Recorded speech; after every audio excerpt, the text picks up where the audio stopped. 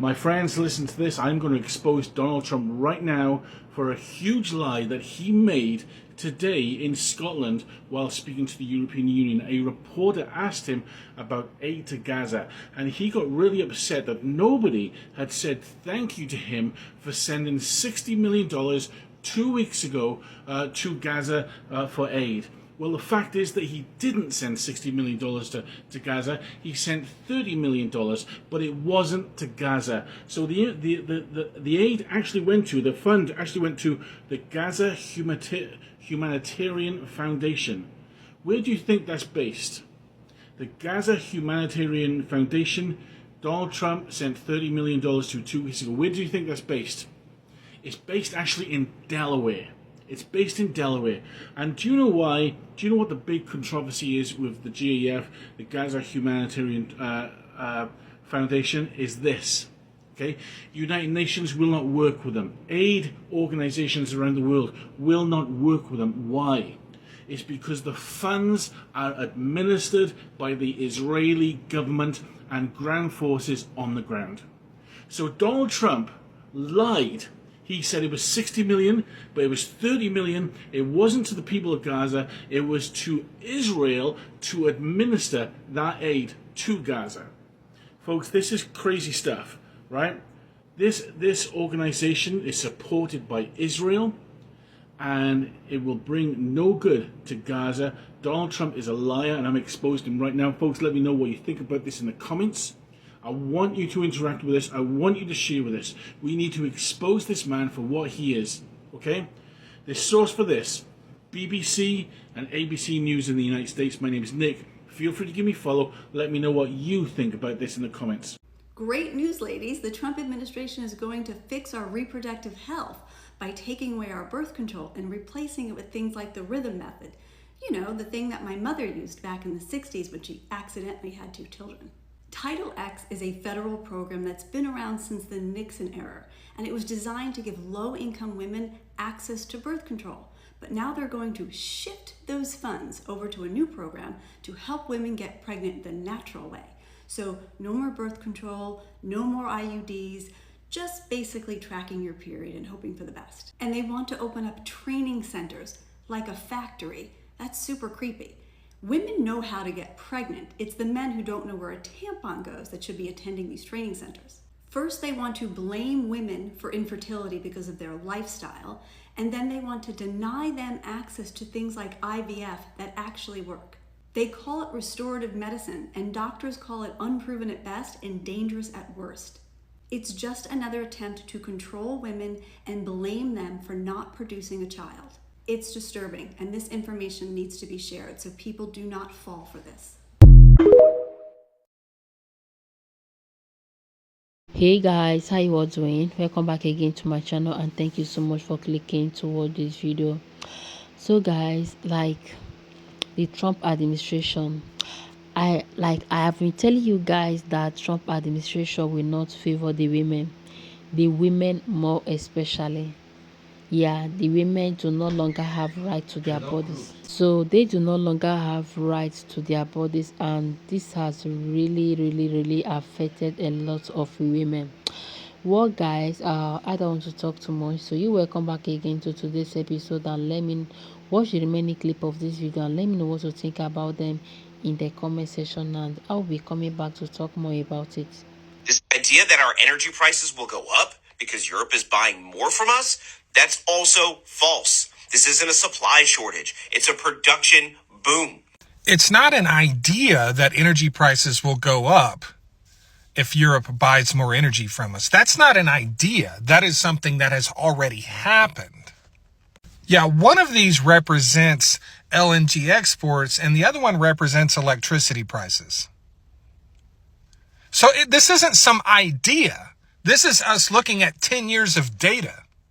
And what else does that data show us? In the last 10 years, we have increased natural gas production by 27 billion cubic feet per day. Yeah. And we have increased natural gas consumption by 31 billion cubic feet per day.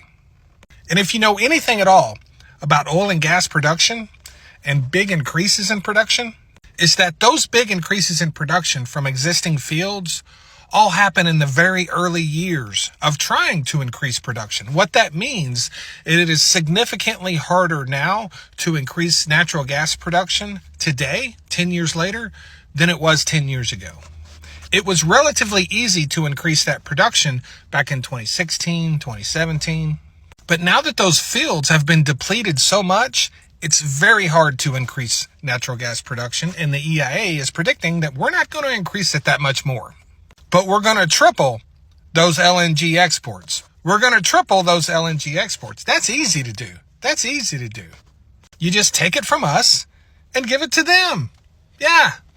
So no, this isn't some idea. This is something we've literally watched happen for the last 10 years. And it's about to get significantly worse. Thanks. Whites only, Christian only, straight only communities is the best fucking idea. It's actually the only fucking good idea I've ever heard come out of MAGA. I am all for it.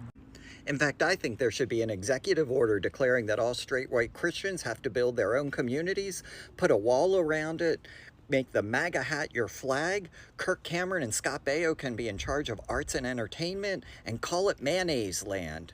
We don't fucking want to be around you people. Create your own fashion, your own culture, your own cuisine, and leave us the hell alone. We don't want to hear your complaints when there's no one to do the manual labor.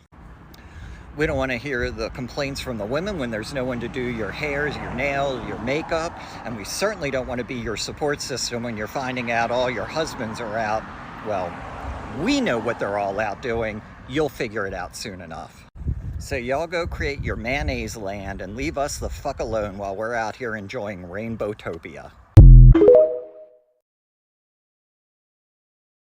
If Donald Trump was involved with Epstein, the Democrats would have released it and they would have tried to use it. They did try and use it. They did release it. They released all the photos of Donald Trump and Jeffrey Epstein hanging out. They released all the videos of Donald Trump and Jeffrey Epstein hanging out. They released flight logs of Donald Trump being on Jeffrey Epstein's jets like 7 times. They released like a 5-hour interview of Jeffrey Epstein calling Donald Trump his closest friend of 15 years. They released another interview of Donald Trump calling Jeffrey Epstein his closest friend of 15 years and that he was a terrific guy and that they both had similar interests in young girls. They released all of this before the election. You just didn't care because you have zero integrity, because you have zero standards, because you stand for absolutely nothing, because you have sold out your soul to a billionaire who wouldn't piss on you if you were on fire. You made this man your entire personality. You bought all his clothes, you bought all of his flags, you bought all of his hats. You have invested so much of yourself into this fucking weirdo, and now you're terrified to lose a part of yourself because he is you and you are him. This has nothing to do with there wasn't enough information before November, and it has everything to do with you being a bad person. You're a bad person who didn't have your favorite cult leader hanging out with the most prolific sex trafficker of our generation as a disqualifier to vote for a man for president. This has nothing to do with there wasn't enough information, and it has everything to do with you being a bad person. That's what this is about. So this has been the problem of most people living in America, because they keep on putting the blame on the immigrants, saying that the immigrants are the reasons why they are not getting what they are supposed to be getting. They forgot that these same immigrants are the same people that are fixing their nails, making their hairs. For the men, they are the same people cutting off their head, cleaning their houses, working as a caretaker. And these same people are still the people that are working in some of those MAGA farms. And ever since Trump has deported these people, they have been complaining so bitterly, saying that that the people who are supposed to be making their nails, working in their farms, cleaning their shoes, making their hairs, that they are not longer available. Like, what do you guys really want? What do you guys really want from these immigrants? Anyway, guys, watch the remaining clip of this video and let me know what you think in the comment section. Oh, you thought Project 2025 was scary. But you haven't heard about Project Esther yet, have you?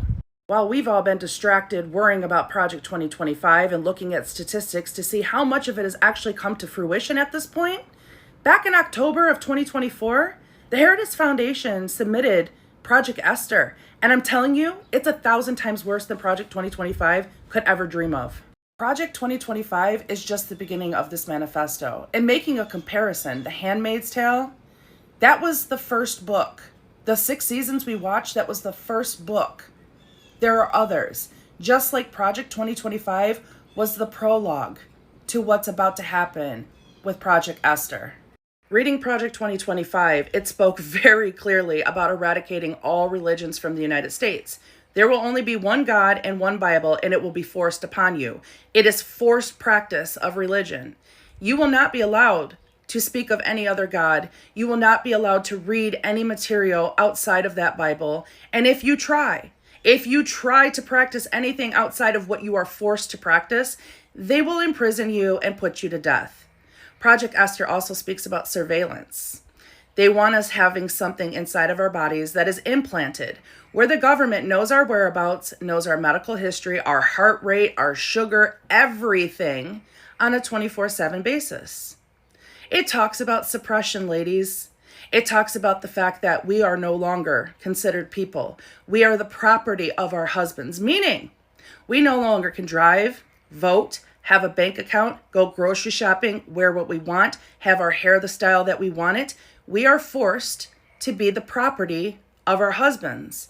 And women, it speaks about sterilization. It speaks about when women are born, when girls are born, being immediately sterilized after birth. And when you become of age to have a baby, they will grow said baby in a lab and implant it in you so that they can have the white male child that they want for this Project Esther to come to fruition. According to Project Esther, there is no more LGBTQI+. It's gone. It's eradicated because there are no more lesbian and gay people in the United States. That's right. If you're male and you're gay, you have an opportunity to become straight.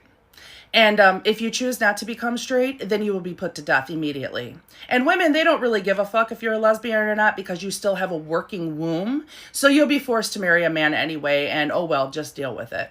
Project Esther isn't just a legislative plan. It's a theological plan as well, with roots in dominionism. And if you don't know what that means, it means having control over all living things, human beings, plants, animals. It means that as a man, you control everything like a god.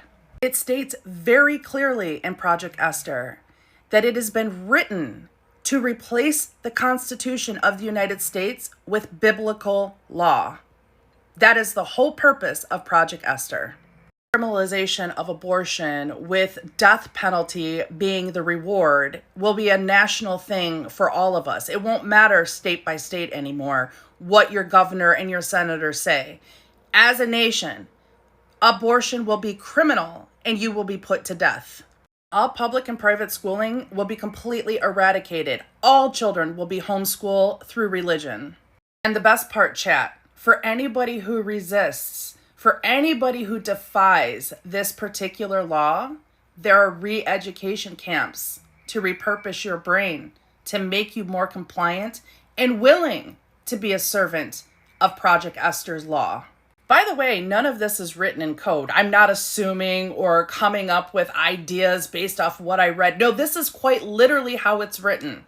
Very, very, very blunt for all of us to completely understand what we're about to face. Project Esther, like Project 2025, was written by the Heritage Foundation, so it's obviously backed by Christian nationalists. But it is so deeply rooted in white supremacy and Nazi rhetoric that it literally makes my skin crawl. And if it doesn't make your skin crawl, I need you to go right ahead and run this shit back and listen to what I said again.